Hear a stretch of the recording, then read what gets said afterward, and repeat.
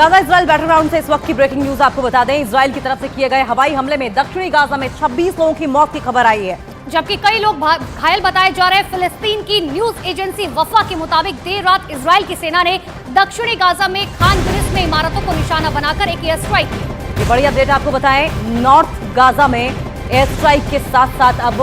South Gaza को भी लगातार आईडीएफ निशाना बना रही है और जानकारी ये मिल रही है कि दक्षिणी गाजा में 26 लोगों की मौत की खबर है, जबकि कई लोग घायल बताए जा रहे हैं। देखिए, फिलिस्तीन की जो न्यूज एजेंसी है उसने इस बात की जानकारी दी है कि देर रात इजराइल की सेना ने दक्षिणी गाजा में खान यूनिस में जो इमारतें हैं उसे निशाना बनाकर एयर स्ट्राइक की, जिसमें कई लोगों की मौत हो गई है, कई लोग इसमें घायल बताए जा रहे हैं। फिलहाल हमले में 26 लोगों की मौत का दावा किया जा रहा है। और आपको बता दें, आईडीएफ की ओर से लगातार पर्चे गिराकर इस बात की चेतावनी दी जा रही थी, लोगों से अपील की जा रही थी कि इलाके को खाली कर दें जल्द से जल्द, क्योंकि आईडीएफ साउथ गाजा में भी बिल्कुल नॉर्थ गाजा की तरह ही अब ग्राउंड ऑपरेशन चलाने वाली है और अटैक भी अब अग्रेसिव होंगे। और उसी का असर कल देर रात देखने को मिला, जब आईडीएफ की ओर से ताबड़तोड़ रॉकेट्स दागे गए, एयर स्ट्राइक की गई और उसके बाद 26 लोगों की मौत की खबर सामने आई।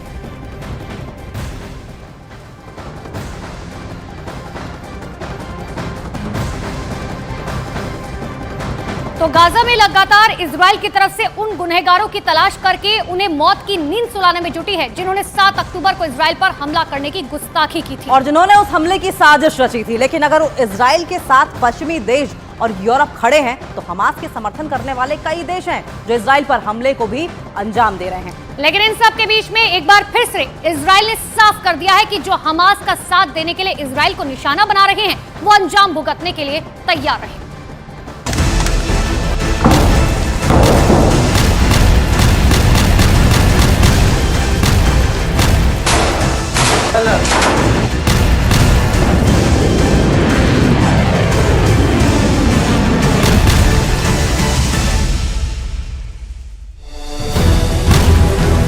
इजराइल और हमास का युद्ध अब सिर्फ इजराइल और हमास का नहीं,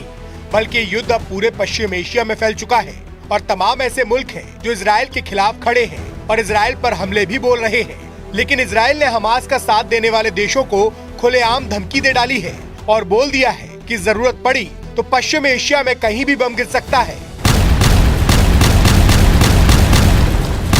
इजराइल ने चेतावनी देते हुए यमन का नाम तक ले डाला। ये चेतावनी इजराइल की वायुसेना चीफ ने दी, जिससे पश्चिमी एशिया का माहौल बिगड़ सकता है, क्योंकि 7 अक्टूबर के बाद से ईरान और उसके सहयोगी चरमपंथी संगठन इजराइल और उसके सहयोगी देशों की टेंशन बढ़ा रहे हैं। सीरिया और इराक में तो अमेरिका के सैनिकों पर कई बड़े हमले भी हुए हैं, लेकिन इजराइल की धमकी का मतलब साफ है कि वो केवल गाजा पट्टी तक सीमित नहीं रहेगा, बल्कि उसकी सेना पूरे पश्चिमी एशिया में ईरान और उसके सहयोगी चरमपंथी संगठनों के खिलाफ जंग लड़ने के लिए तैयारी कर चुकी है।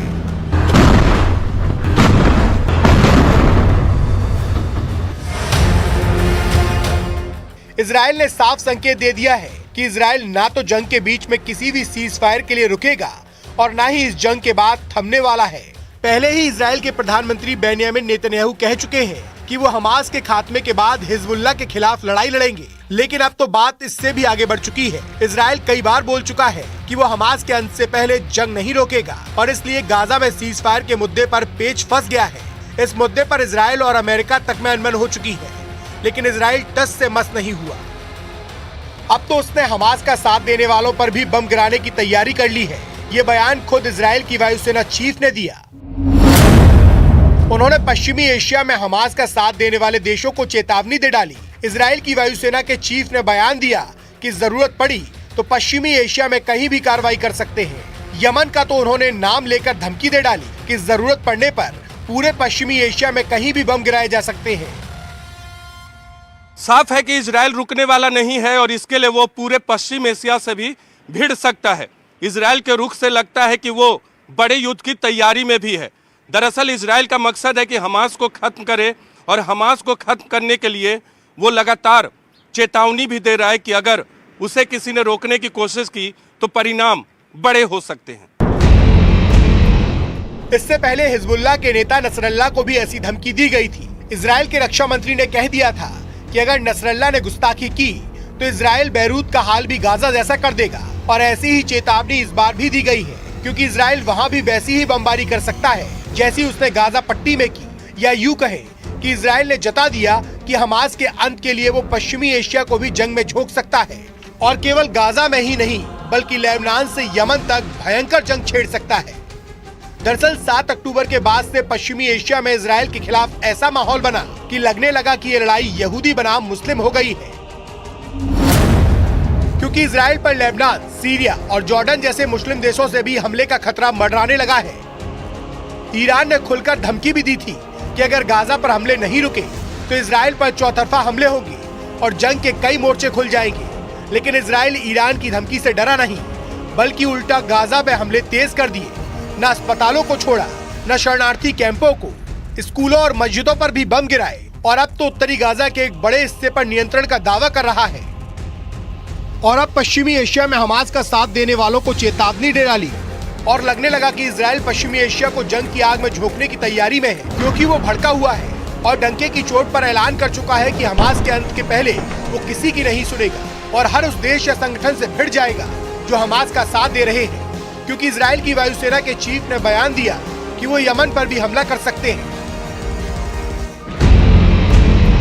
पिछले कुछ हफ्तों से यमन से इजराइल पर मिसाइलें दागी जा रही हैं। उसने दक्षिणी इजराइल के एलट शहर में लड़ाकू ड्रोन भेजने का भी दावा किया था, जिसमें एक ड्रोन तो एलट शहर की एक इमारत से टकरा भी गया था। जिसके बाद इजराइल ने लाल सागर में अपना जंगी जहाज भेज दिया था। उसका एरो 3 मिसाइल डिफेंस सिस्टम भी तैनात कर दिया गया था, जिसका मतलब ये हुआ कि इजराइल लाल सागर की ओर से आने वाले खतरों के लिए सावधान हो गया और अब तो वो यमन पर पलटवार के संकेत दे रहा है, या यूं कहे कि वो हूथी लड़ाकों से लड़ने के लिए तैयारी में है, क्योंकि यमन में सक्रिय हूथी लड़ाकों ने ही इजराइल पर मिसाइल अटैक की जिम्मेदारी ली थी।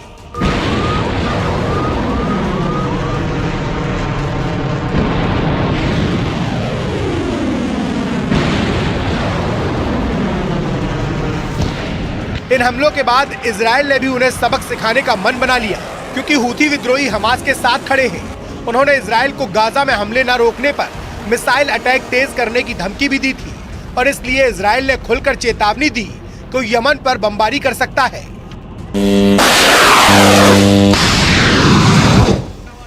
इजराइल को यमन में सक्रिय हूथी विद्रोही गुस्सा दिला रहे हैं और इजराइल भी अपने इरादे जाहिर कर चुका है कि वो हूथी विद्रोहियों को सबक सिखा सकता है,